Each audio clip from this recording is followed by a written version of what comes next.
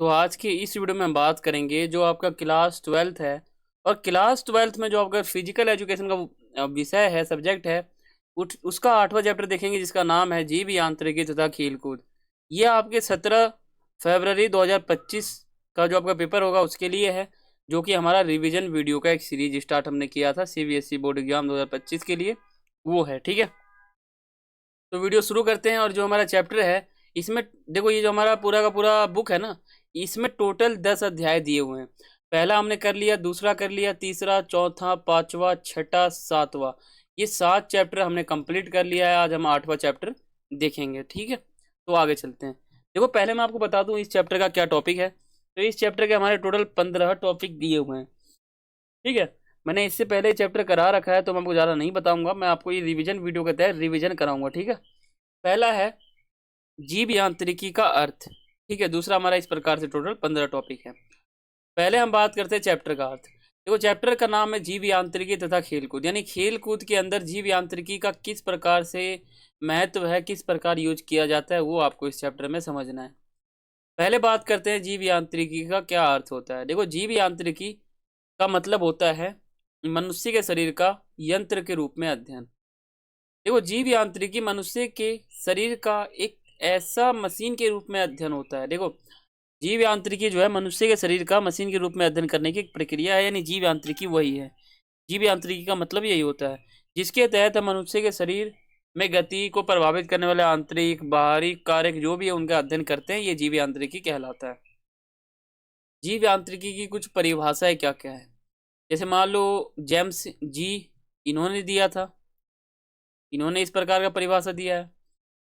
फिर मरियम वेबस्टर, इन्होंने इस प्रकार का दिया है। ठीक है, फिर खेल कूद में जीव यांत्रिकी का क्या महत्व है, ये हमारा अगला टॉपिक है, तीसरा टॉपिक है। ठीक है, महत्व हमारा पहला हो जाएगा तकनीकी को सुधारने में सहायक, दूसरा हमारा हो जाएगा उपकरणों को सुधारने में सहायक, तीसरा हमारा हो जाएगा खेलों में प्रदर्शन को बढ़ाने में सहायक, पांचवा चौथा हमारा हो जाएगा चोटों, देखो चौथा हमारा हो जाएगा चोटों के बचाव में सहायक, पांचवा हो जाएगा हमारा प्रशिक्षण के सुधार में सहायक।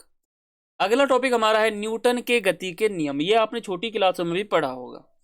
ठीक है, और अभी आपने 12th में भी पढ़ रखा है। देखो, न्यूटन के गति के जो नियम है ये किन्होंने दिया है, तो ये जो थे हमारे एक जनक थे, उनका नाम था न्यूटन। ठीक है, तो न्यूटन ने 3 नियम बताए थे। ठीक है, यानी ये जो नियम थे, देखो नाम क्या है, न्यूटन के गति के नियम, यानी गति का नियम बताया जा रहा है जो कि न्यूटन बता रहा है। न्यूटन ने अपना नाम जोड़ रखा है यहाँ पर, न्यूटन के गति के नियम, जैसे राहुल के गति के नियम। ठीक है, उसी प्रकार आप किसी भी व्यक्ति का नाम ले सकते हो, रमन के गति के नियम, यानी जो गति का नियम दे रहा है उसी का नाम आगे आ रहा है। ठीक है, तो न्यूटन की गति का नियम का मतलब है जो न्यूटन थे उन्होंने 3 गति के नियम बताए थे, वो क्या थे। पहला है जड़ता का नियम, इसमें क्या होता है, एक स्थिर वस्तु तब तक स्थिर अवस्था में रहेगी जब तक उस पर कोई बाहरी बल न लगा जाए। त्वरण का नियम में क्या होता है कि किसी व्यक्ति के अंदर उत्पन्न त्वरण जो प्रहार करने वाला व्यक्ति है उसका या जो शक्ति है जो उसके समानुपातिक होता है। तीसरा है प्रतिक्रिया का नियम, प्रत्येक क्रिया की विपरीत एवं बराबर प्रतिक्रिया मिलती है, यानी स्प्रिंग कह सकते हो, हम दबाएंगे तो वो ऊपर आएगा। ठीक है, पहले बता दूं यहाँ पे मैं आपको ऊपर ऊपर से पूरा रिवीजन कराऊंगा शुरू से, ताकि आपको अच्छा लगे, आपका चैप्टर आपका दोबारा क्लियर हो जाए। न्यूटन की गति के नियम का खेल कूद में क्या उपयोग है। देखो, न्यूटन की गति के नियम का उपयोग खेल कूद में बहुत तरह से है। ठीक है, क्रिकेट में हो गया, ठीक है, तैराकी में हो गया, साइकिल में हो गया, या दौड़ में हो गया। देखो, संतुलन का क्या अर्थ होता है, हमारा छठा टॉपिक है, 15 टॉपिक थे हमारे इस चैप्टर में, हम छठे के ऊपर चल रहे हैं।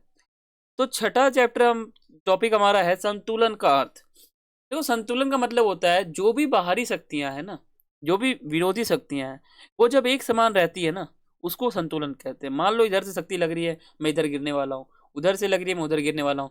जब इधर गिरना बंद हो जाए, आदमी एक स्थिर जगह पे हो जाए, तो इसको कहते हैं संतुलन। यानी जो भी विरोधी शक्तियां है ना, वो एक समान हो गई हैं, अब वार नहीं कर रही है हमारी तरफ। ठीक है, संतुलन के दो प्रकार हैं वैसे। ठीक है, 3 होते हैं लेकिन 2 बताया गया है। पहला है स्थिर संतुलन, दूसरा है गतिशील संतुलन। स्थिर में क्या होता है और गतिशील में क्या होता है ये मैं आपको बताता हूँ। स्थिर जो होता है ना, स्थिर अवस्था में संतुलन की स्थिति को स्थिर अवस्था कहते हैं। देखो जब हम संतुलन बनाए रखते हैं तो उस अवस्था को स्थिर अवस्था कहते हैं, जब हम रुक जाते हैं। गतिशील संतुलन में क्या होता है कि विभिन्न शारीरिक गतिविधियां करते समय शरीर का संतुलन बनाए रखने को गतिशील संतुलन कहते हैं। जैसे दौड़ते समय संतुलन बनाए रखना, इसमें क्या होता है कि हमारी जो शरीर है, जो हमारा अंग है, वो हिलता रहता है लेकिन संतुलन तो बना ही रहता है। हम सीधा दौड़ रहे होते हैं, गिरते नहीं है, लेफ्ट साइड या राइट साइड नहीं जाते हैं, तो ये होता है संतुलन। लेकिन ये होता है थोड़ा गतिशील संतुलन, हम स्थिर नहीं रहते हैं इसमें। यानी जब विरोधी शक्तियां एक समान हो लेकिन हमारी जो शरीर की मुद्रा है ना वो जरा भी सा भी ना हिले, तो उसको कहते हैं स्थिर संतुलन। अगर हमारी शरीर एक ही और हिल रही है या मान लो रनिंग कर रहे हैं तो ये आ जाएगा हमारा। ठीक है, संतुलन के मुख्य सिद्धांत कौन कौन से हैं, ये हमारे संतुलन के मुख्य सिद्धांत है। फिर हमारा दूसरा संतुलन का मुख्य सिद्धांत है, फिर तीसरा हमारा संतुलन का मुख्य सिद्धांत है। ठीक है, अब बात करते हैं घर्षण का क्या अर्थ होता है। देखो घर्षण दो वस्तुओं की सतह के, जब दो वस्तुओं की सतह आपस में मिलती है ना तो एक बल उत्पन्न होता है, जिससे क्या होता है ना वस्तु की गति में परिवर्तन हो जाता है, तो उसको कहते हैं घर्षण। ठीक है, घर्षण के 2 प्रकार बताए गए हैं। पहला है स्थिर घर्षण, दूसरा है गतिशील घर्षण। स्थिर में हमारा प्रकार नहीं है, गतिशील में हमारा 2 प्रकार बताया जा रहा है। साइकिलिंग हो गया हमारा, स्लाइडिंग और रोलिंग। ठीक है, स्थिर घर्षण में क्या होता है वीडियो पॉज करके पढ़ सकते हो। गतिशील घर्षण में क्या होता है वीडियो पॉज करके पढ़ सकते हो। स्लाइडिंग घर्षण में क्या होता है वीडियो पॉज करके आप पढ़ सकते हो। रोलिंग घर्षण में क्या होता है वीडियो पॉज करके पढ़ सकते हो। अब बात करते हैं खेल कूद में घर्षण बल का क्या महत्व है। देखो खेल कूद में घर्षण बल का बहुत महत्व है। ठीक है, और क्या महत्व है वो आपके सामने लिखा है, जैसे क्रिकेट हो गया। ठीक है, खेल कूद में घर्षण बल का लाभ और हानि का समन्वय बताइए। वो इस प्रकार से आपके सामने, आप वीडियो पॉज करो पढ़ते जाओ, यही टॉपिक है जो आपको बताते जा रहा हूं। ठीक है, घर्षण बल का मुख्य हानि खेल कूद में क्या है, ये देखो ये 3 हानि यहाँ पे हो गए, ये आपकी हानि है। चौथा आपका है प्रोजेक्टाइल क्या है। देखो प्रोजेक्टाइल हमारा 14वां टॉपिक है। ये क्या है, देखो जब किसी वस्तु को आकाश की तरफ न्यून कोण पर फेंका जाता है तथा इनरशिया के कारण वह गतिमान हो तो उसे प्रोजेक्टाइल कहा जाता है। ठीक है, खेल कूद के क्षेत्र में हैमर, जैवलिन थ्रो, फुटबॉल को किक मारना इत्यादि प्रोजेक्टाइल के उदाहरण है।